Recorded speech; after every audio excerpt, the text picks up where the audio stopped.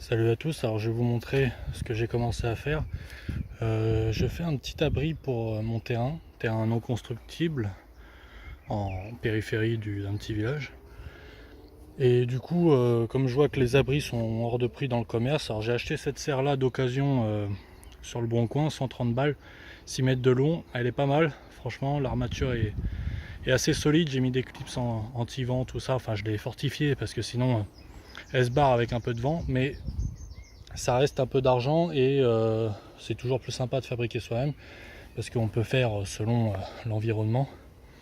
Donc là en fait je me débrouille avec du tasseau, donc j'ai commencé avec ça, j'y connais absolument rien. J'ai commencé avec ça parce que c'était ce que je trouvais en magasin, bricomarché, c'était ce qui me paraissait pas trop cher et pas trop surdimensionné parce que les grosses poutres pour construire des carports ou des chalets ou ce genre de choses c'est assez massif.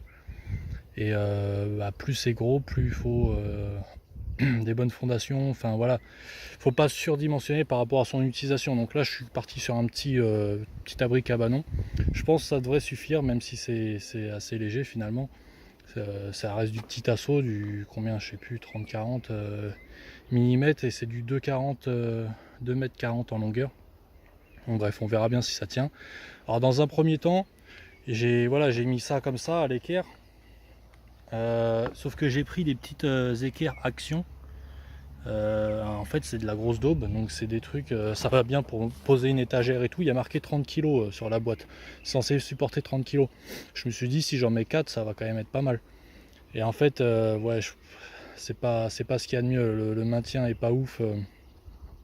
Donc finalement je suis parti sur des vrais équerres que je fabrique moi-même tant qu'à faire, en fait à partir de tasseau toujours. Donc j'ai galéré pour trouver la méthode pour pouvoir trouver la bonne longueur avec selon l'angle et tout là.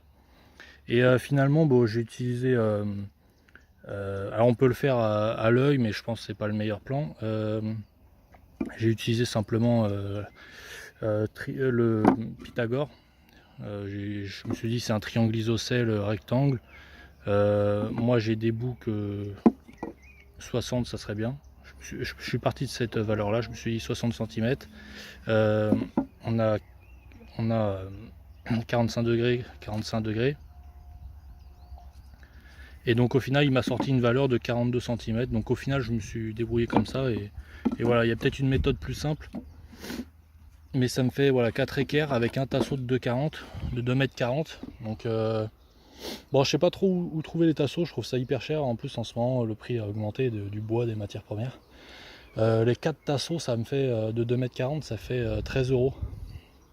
Donc dès que tu veux construire un truc, tout de suite ça chiffre un peu. Peut-être qu'on peut les avoir moins chers en achetant sur toute une palette ou un truc comme ça. Donc dites-moi en commentaire si vous connaissez. Donc voilà, je vous ai montré l'avancement. Donc deuxième truc,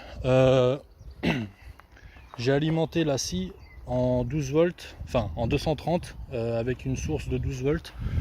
Donc on a 12 volts qui sortent là, qui vont sur l'onduleur convertisseur, enfin transformateur, 12 volts en semi-sinus, qui sortent en 230 volts, donc comme à la maison.